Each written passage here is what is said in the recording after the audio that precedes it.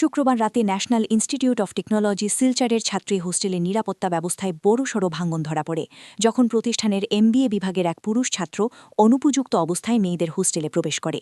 এই উদ্বেগজনক ঘটনায় ওই ছাত্রটি নাকি ছাত্রীদের হুমকি দিতে শুরু করে এবং সম্পূর্ণ নগ্ন অবস্থায় হোস্টেলের করিডোর ও কমন এরিয়ায় ঘোরাফেরা করে, যার ফলে ক্যাম্পাসে আতঙ্ক ছড়িয়ে পড়ে।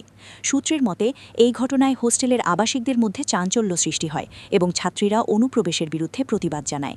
পরে প্রতিষ্ঠানের নিরাপত্তা কর্মীরা হস্তক্ষেপ করে ওই ছাত্রটিকে হোস্টেল প্রাঙ্গণ থেকে বের করে নিয়ে যায়। এই ঘটনাকে কেন্দ্র করে দেশের অন্যতম প্রধান এই শিক্ষা প্রতিষ্ঠানের নিরাপত্তা ব্যবস্থা নিয়ে গুরুতর প্রশ্ন উঠেছে।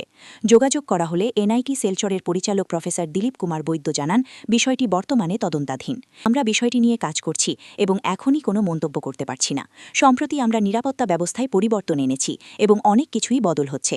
আমরা বিষয়টি দেখছি। ওই ছাত্রটির কিছু সমস্যা রয়েছে। ছাত্রটির সমস্যার প্রকৃতি সম্পর্কে জানতে চাইলে তিনি বলেন, ওকে দেখে মনে হচ্ছে সে নেশাগ্রস্ত ছিল অথবা মানসিক সমস্যায় ভুগছিল। এ বিষয়ে আমি কিছু বলতে চাই না। আমাদের নিরাপত্তা কিভাবে এটি এড়িয়ে গেল সেটাই আমাদের চিন্তার বিষয়। তাৎক্ষণিক পদক্ষেপ সম্পর্কে পরিচালক জানান, আমরা তার অভিভাবকদের ডেকেছি এবং তাকে বাড়ি পাঠানো হচ্ছে। প্রশাসন জানিয়েছে কিভাবে এই নিরাপত্তা ভাঙন ঘটল তা খতিয়ে দেখতে অভ্যন্তরীণ তদন্ত শুরু হয়েছে।